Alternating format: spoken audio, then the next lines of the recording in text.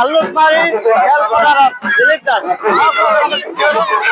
আজি দৰং মেলা ইয়াত প্ৰায় 10,000ৰো অধিক মানুহ ৰাইজৰ সমাগম হৈছে কিয়নো এই অঞ্চলত প্ৰায় 10,000ৰো অধিক মানুহ ইয়াত সমাগম হৈছে। ইয়াত স্থানীয় কমিটিৰ লগত বা স্থানীয় ৰাইজৰ লগত কথা পাতিব চেষ্টা কৰি আছো। মোৰ কেমেৰা আছে আচলতে আপোনালোকৰ ভালুকমাৰী যিহেতু নিজক পূজা কৰিছিলে এতিয়া ঠাইখন সলনি হ'ল এইটো বিষয়ে কি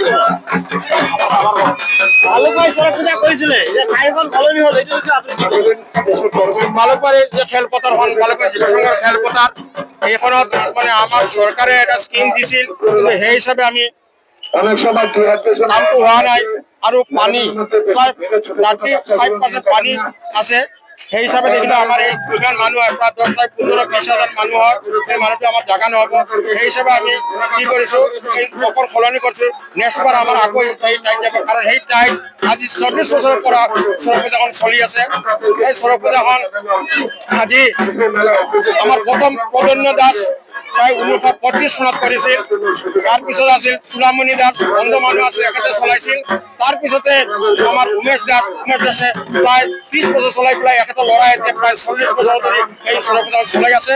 এখেতসকলে যিটো গ্ৰাহিক বা এই ঈশ্বৰৰ আৰাধনা কৰিছে কাৰণ এইটো হ'ল ভক্ত বুলি কয়। ভক্তটো আচলতে শিৱৰ ভক্ত হয়। শিৱৰ ভক্ত মানে গাজন এইটো গাজন পূজা বুলি কয় আৰু চৰক মেলা কয়। চৰক মেলাটো কোৱাৰ উদ্দেশ্য হ'ল বৰশী বৃদ্ধি পেলাই এই গছত উঠি পেলাই মানুহকো ঘূৰাই দিয়ে এইটো মধ্যযুগীয় কথা হিচাপে কাম চলি আছে।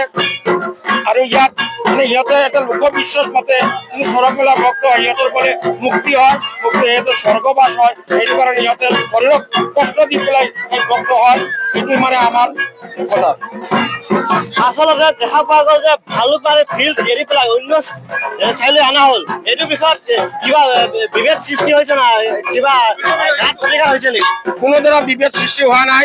অসমত ৰাইজে হয়তো নিজস্ব দায়িত্ব নথকা হয়তো আহোঁতে অকণ কষ্ট পাইছে কিন্তু লোক যিমান প্ৰতি বছৰ হয় সেই হিচাপে মানুহ হৈছে বৰঞ্চ আন বছৰৰ তুলনাত এইবাৰ মানুহ বেছি হৈছে আৰু ইয়াত মানে চাৰিওফালে ৰাস্তা আছে ৰাস্তা থকাৰ মানুহৰ যান বাহন চলাটো সুবিধা হৈছে মানুহ অহা যোৱা কৰি সুবিধা হৈছে আৰু আইন শৃংখলা বজাই ৰাখি শান্তি শৃংখলা বজাই ৰাখি এখেতে চবে মানে মেলাখন উপভোগ কৰি আছে।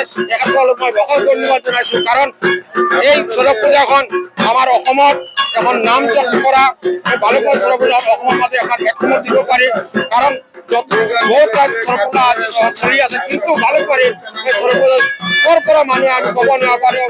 বিশেষকৈ ডিমা হাছাও কাৰ্বি আংলং নগাঁও জিলা হোজাই জিলাতো আছে বিভিন্ন ঠাইৰ পৰা মানুহ আহে কিছুমান মানুহ আপাৰ আসামৰ পৰা আহে কাৰণ ইয়াত আত্মীয় স্বজন আছে আত্মীয় স্বজনক চাবলৈ মানে এই হিচাপত আহে আৰু এইটো আমাৰ ৰঙালী বিহুৰ লগত সংগতি ৰাখি ইয়াৰ আমাৰতো অসমৰ ৰঙালী বিহু সংগতি ৰাখি পেলাই অনুষ্ঠানটো হয় আৰু প্ৰতি মানুহে নতুন কাপোৰ পিন্ধি এই উৎসৱ উপভোগ কৰিবলৈ আহে।